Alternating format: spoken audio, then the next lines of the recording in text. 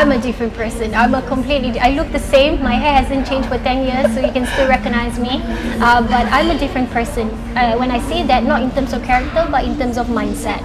So when I was 20... I heard that I read about you that you are married when you're 20 years old. Yes. That's very young. That's very young. Okay, can you speak more on that? Now I'm giving people advice, don't marry until you're 25. I'm telling my daughter, don't think about that, okay? Travel the world, okay? Yeah. But so what happened at that time? And no, actually, okay, so my family is not very rich. So even though I got O-level as good results, I got a scholarship which I turned down because I don't want to sign on to be a teacher in Singapore. At the moment, I don't know what I want to do then. So I went to JC, and my parents couldn't afford to send me to school. So I was working as a Oh, okay. So as in they don't want to pay for my school at first because I rejected the scholarship. Okay. So later on, even if I made it to the uni, my parents won't be able to afford it. So I decided to sell bubble tea after school every day for $4.50 an hour when I was 17 for 2 years. And I realized that because I sell every day, I cannot wake up for lecture the next day. Alright. So obviously this has come back to me at the end of the year. I didn't do well, so I dropped out before I finished my A-levels. Okay, in JC? In JC. So I went to work as a retail assistant. I earned $1,000 a month until at some point I started an office job. And during that time, I met my husband then. So I decided to get married at 20 so that I can live in Australia and stuff like that. So what happened is I was a stay-home mom for a period of 7 years. And what I didn't realize is when you marry early, you don't have any substantial asset. That means that you will struggle financially as a young couple trying to build a family. What more stressful, you got 3 children to feed. So I realized that if we're always struggling every month and we don't change our financial income, something worse is going to happen. We're going to be in a debt. We're going to not own our own house. We're going to rent forever. So at some point after 7 years of staying at home, so then you're I wake up one day and I said, I'm going to change my family income. And that time, my first husband, he was working as a MOE teacher. So you're based in Singapore? That time we already got back to Singapore. Alright. Okay, so we were in Australia 3 years, Singapore, KL, then back to Singapore. So I told him that I'm going to do business as a stay-home mom, okay, of 7 years without degree. Okay? I'm going to do business. I don't know what yet, but I'm going to do business. Okay. So I told him, you need to quit your job because someone's got to look after my kids. Because I would not trust a babysitter. That's bold. And the next day he quit his job. Really? Yes, the next day. This guy, without a doubt, resigned the next day. And he was like, oh, my contract is over anyway, so... And he became a stay-home dad. And he became a stay-home dad, and now I'm like scratching my head. Okay, what did I just say yesterday? I was sober when I said that, but I didn't have enough savings. How the hell do I do business?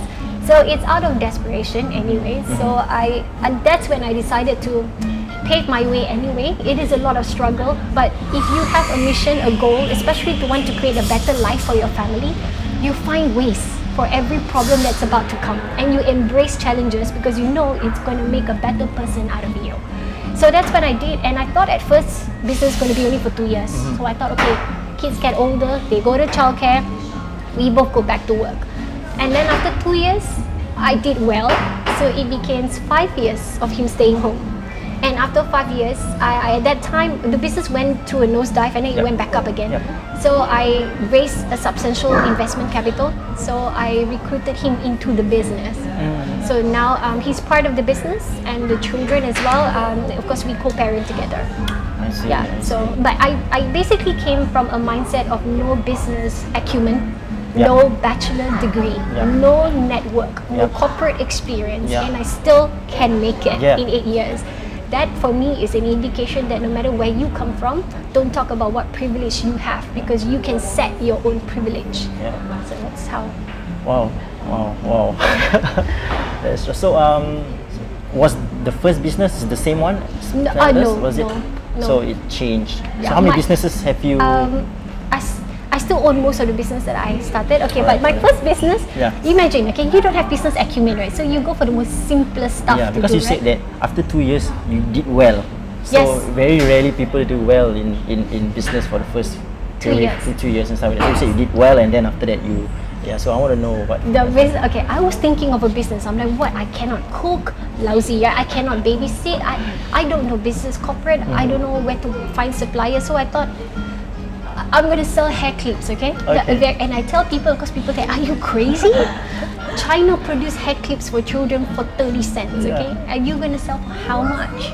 So I said, I'm gonna make hair clips. So I went on YouTube every day and I learned how people do it on the internet. I bought my ribbons and I start to make my own handmade hair clips for baby girls, especially those without hair. So my daughter had no hair that time. People thought she was handsome. I was offended. So I thought I'm going to create it for her. So I let her wear and then I put it on social media and people start asking me, where do you buy it? So I said, I made it.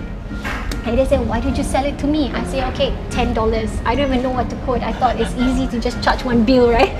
So people start ordering and I thought, wait a minute, this could be a real business. So I started to do more and more people buy. Until one day I get a call for an opportunity to serve in a department store. And ever since that, in 2 years, the business started at home. The homegrown brand outgrew a home. So it went on to serve 54 department stores, including John Little, Toys R Us, OG, Metro Jaya, Parks. Just buy a hair clip. Okay? And I start to get my first 4 employees, and by the end of 2 years, I raised more capital investment to do other kind of businesses. So the business may be simple to a lot of people, and actually the best business ideas are the simplest one to execute. The more complicated you try to make, the harder it is for you to keep on track. Because eventually the business will have employees, but you need to know what everybody is doing. Like it's really complicated in your care, it will be complicated when 10 people manage the same thing. So I made an easy idea becomes a global idea. So that was my first business venture, and I start to become, of course I still my MD managing director, and then I start to learn leadership, and I became an investor because of the money capital I earned and I raised. I see. Okay, so and then after a few businesses, then that's when Splendless came about. So the few businesses that after that, so I'm a little bit crazy, because I do things that people don't usually do in business. So one day I decided to suddenly open a baking studio. I have no idea how to bake until today, absolutely no idea. But I thought that the market needed it. There's a lot of bakers, right? And they cannot bake a lot because they don't have the facility. They cannot bake on one oven at home. So we opened up this commercial studio with 4 ovens, 4 industrial mixtures and everything. People can run classes, people can be creative, people can bake for massive orders. And then we ran it out, of course, by the hour. So I raised capital investment at that time, about $75,000, and I built this kitchen studio, and I had it for 3 years, and then I sold it off. So that's one of the business I did. I did art schools, training, tuition.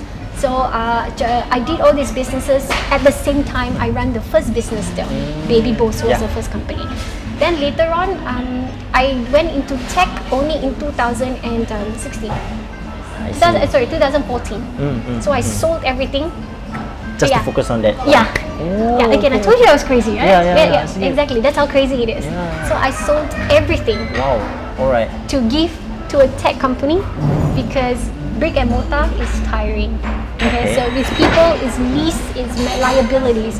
So I read up a lot of tech companies and how they do it. I studied them. And I realized, hey, if people can make it in tech, so can I. I always think I can make it. That's the thing about me, overconfident. And then so I sold everything, wrapped up everything, and then I went on to invest in tech. Suffered for 18 months because obviously tech company burns money first.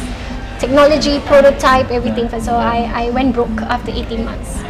Completely broke, and then I raised more money, and that's when I globalized it the last 3 years. So the company is in like they lose money, but then they pick it up. I'm gonna put it in very simple word. The company went bankrupt. It went bankrupt in 2014. But this is before Splendless was born. Alright. It went bankrupt because, like I said, you have 5 brick and mortar business. You have 19 employees. So you cannot monitor 24/7. And some people in the company has authority to spend the company capital. Because of that, people misuse capital. People plan without giving returns. And I'm not pointing fingers. It's part of business. And also leadership makes people not feel belong and perform for the business. At the end of the day, the investors' money doesn't bring returns. So end of the year, we are in trouble with investors, capital funding, and of course accumulated debt from the open leases.